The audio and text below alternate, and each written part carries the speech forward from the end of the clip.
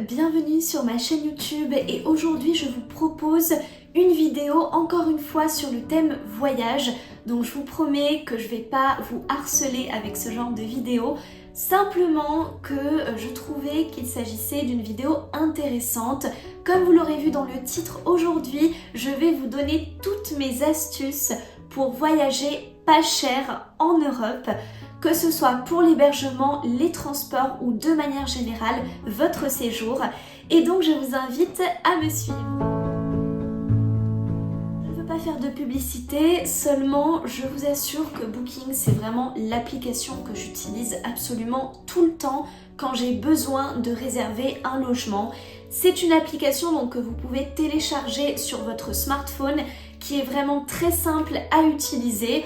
Donc vous avez en fait premièrement à créer votre compte client et ensuite donc dans la barre de recherche vous indiquez l'endroit où vous aimeriez trouver un logement, et dans les paramètres vous pouvez vraiment sélectionner un grand nombre de critères. Donc vraiment super pratique quand vous avez pas mal de conditions et prérequis. Par exemple, si vous souhaitez réserver un logement pour tel nombre de personnes, à tel jour, à tel endroit, avec comme requis un lit double ou que le logement soit vraiment dans le centre de la ville, Booking va vous proposer une très grande sélection de logements. Vous pouvez aussi choisir le budget maximum, donc super pratique, et très souvent vous avez des réductions.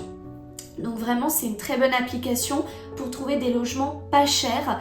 Et le gros avantage, si vous êtes du genre à réserver beaucoup de logements à l'année et que vous le faites toujours sur la même application, donc pour le coup sur Booking, eh bien vous avez la possibilité avec votre compte client de pouvoir accéder à des niveaux supérieurs. Vous avez 3 niveaux en tout. Et plus en fait vous montez de niveau et plus vous avez la possibilité de bénéficier d'un certain nombre d'avantages Booking. Par exemple, un logement qui va me coûter 130 €, je vais l'avoir pour 90 €. C'est le genre de réduction que je peux avoir. Et vous avez donc aussi la possibilité, si vous créez en fait une carte client dans certains supermarchés, je pense par exemple à Lidl, là c'est la petite astuce, eh bien vous pouvez aussi bénéficier de réductions Booking jusqu'à 20%. Personnellement, donc avec Lidl, c'est ce que je faisais et j'ai réservé 1 ou 2 fois, il me semble, un hébergement de cette manière où j'avais le droit à une réduction. L'alternative à Booking, c'est le Airbnb. Je pense qu'un grand nombre d'entre vous savent de quoi je parle. Airbnb, c'est ni plus ni moins vous et moi qui proposons en fait d'héberger quelqu'un chez nous. Donc évidemment vous ne pouvez quand même pas le faire sans avoir préalablement réalisé un certain nombre de démarches, mais voilà, Airbnb en fait c'est des gens qui hébergent, qui nous hébergent, donc très souvent finalement c'est pas cher du tout et on va dire que c'est une solution qui peut être vraiment très très bien si vous avez envie de voyager, surtout de rencontrer des gens. Finalement voilà, Airbnb c'est l'opportunité de rencontrer des gens, de sympathiser, et très souvent les gens qui vous hébergent sont plutôt ravis de vous avoir et n'hésiteront pas aussi à vous donner des conseils, peut-être des idées de sorties, de lieux que vous pouvez visiter, parce que ce sont très souvent des gens qui ont de l'expérience. Donc finalement, Airbnb c'est bénéfique pour tout le monde, aussi bien pour vous que pour l'hébergeur. En fait, il s'agit donc d'un site qui est espagnol, mais qui permet de trouver des hébergements un peu dans toute l'Europe. Alors là, il faut voir le pays. C'est super si vous êtes plutôt du genre à vouloir un hébergement avec tout d'inclus. Si vous voulez une pension, donc semi-pension, pension complète, à prix bas et pour des destinations un peu de rêve, donc que ce soit au sud de l'Espagne, au bord de la mer, à Andorre, à la montagne, aux îles aussi, à l'île Majorque, Tenerife. Donc évidemment, comme c'est un site espagnol, vous allez avoir surtout des destinations espagnoles proposées. Mais vous avez aussi, il me semble, des destinations en France, dans certains pays. Donc là, c'est à voir sur la page, et en fonction des périodes, vous n'avez pas évidemment les mêmes hébergements. Et en fait, ce sont des offres à durée limitée, donc vraiment à des prix très très bas. Personnellement, donc j'ai déjà fait plusieurs réservations et vous pouvez trouver pour à peu près une trentaine d'euros par personne par nuit un hébergement au bord de la mer avec pension complète, petit déjeuner, repas et dîner d'inclus. Quand vous pensez que juste un repas dans un restaurant coûte plus de 30 euros et que pour 30 euros vous avez tout ça, et bien vous dites c'est pas cher du tout. Donc vraiment super, je recommande énormément. Le transport le plus économique pour voyager mais qui reste quand même limité à des destinations qui restent proches de chez vous, c'est le bus. Et alors là, donc vous avez une entreprise qui est très connue, c'est le Flixbus. Flixbus qui permet vraiment de voyager à très bas prix d'une destination à l'autre et ça peut être même aussi d'un pays à l'autre. Je sais que depuis la France, vous pouvez aller en Flixbus en Espagne, au Portugal, en Suisse.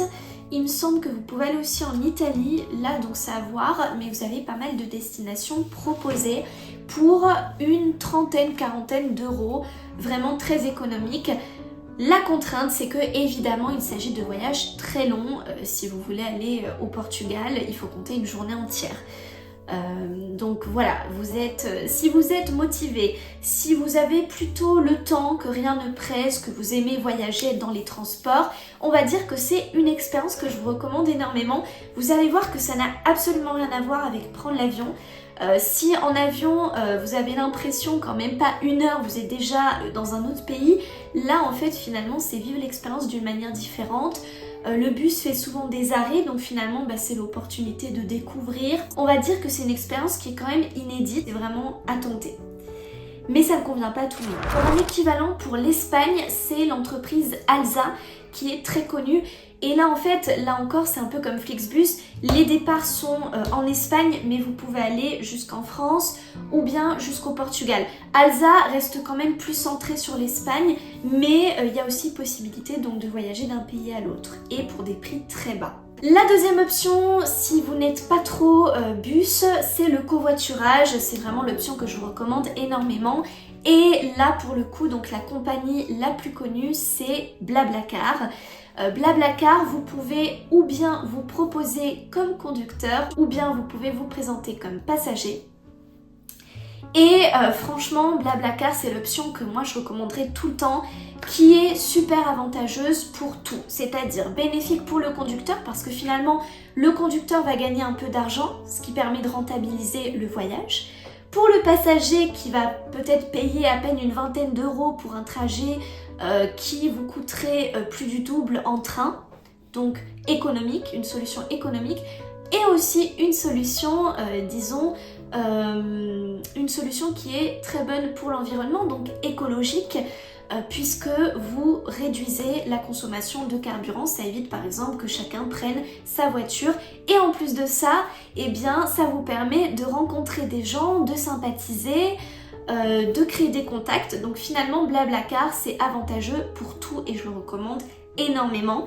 Mais l'inconvénient de Blablacar peut-être c'est que là encore ça dépend des périodes. Vous allez peut-être avoir une période où vous allez trouver plein de trajets proposés pour une même destination et d'autres périodes où rien du tout.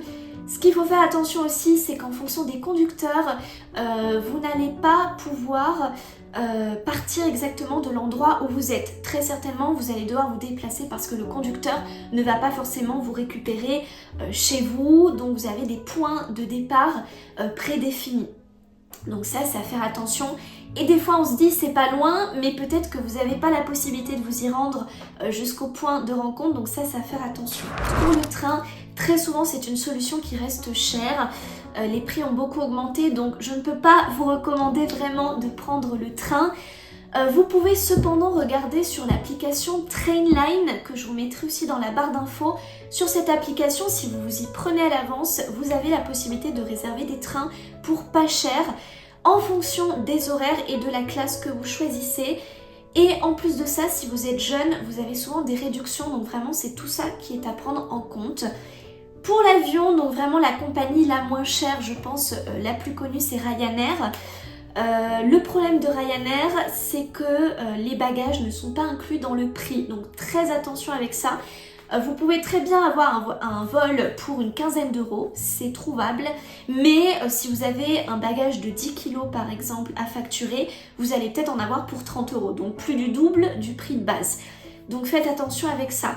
Ryanair, c'est bien si vous voyagez léger ou bien si vous optez par exemple pour une formule avec tout d'inclus. Une formule priorité où vous allez avoir bagage d'inclus. Dans ces cas-là, vous allez peut-être payer moins cher.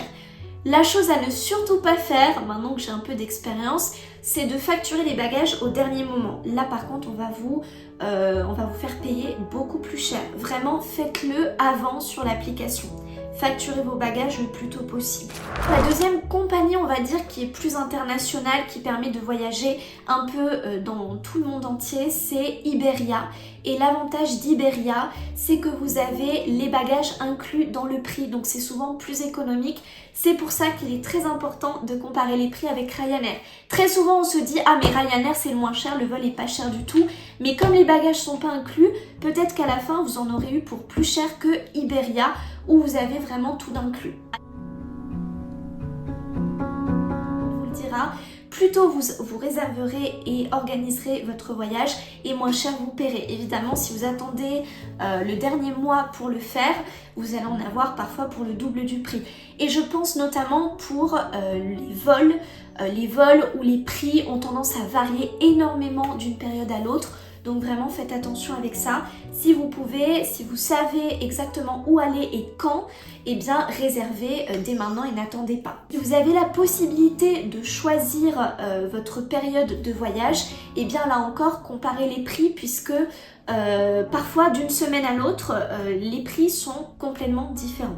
Et vous avez évidemment des périodes qui sont moins chères, novembre, février, donc ce qui va être période hivernale, automne également. Sachez que vous avez des logements qui ne sont pas chers, mais si vous n'avez pas de repas d'inclus, vous allez voir que vous allez dépenser une somme énorme, notamment si vous voulez aller dans des restaurants tous les jours.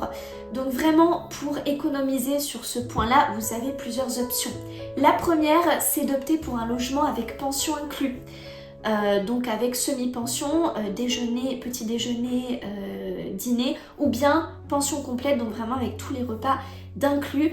Là pour le coup, je vous invite donc à aller sur Busco un Chollo, ce que je vous recommandais avant, où vous avez en fait à chaque fois des offres avec pension inclus pour pas cher du tout. C'est absolument énorme la quantité d'argent qu'on peut dépenser simplement pour se nourrir sur place. On n'y pense pas et vraiment ça à prendre en compte. La deuxième option, c'est tout simplement d'éviter les restaurants et d'opter plutôt, par exemple, pour louer un appartement avec une cuisine. Et dans ces cas-là, vous pouvez faire vos courses et cuisiner vous-même les plats. C'est une option qui me plaît beaucoup et qui est beaucoup plus économique. J'ai conscience que beaucoup d'entre nous, voire même la plupart, aimeraient pouvoir voyager souvent, seulement voyager implique de dépenser beaucoup d'argent dans pas mal de domaines. Donc il est important vraiment de bien s'organiser pour économiser le plus possible. Et qui dit voyager dit évidemment avoir l'opportunité aussi de pratiquer dans d'autres langues. Donc j'espère que cette vidéo vous a plu et je vous invite à me retrouver pour une prochaine vidéo, cette fois-ci consacrée à l'apprentissage des langues. Ciao ciao!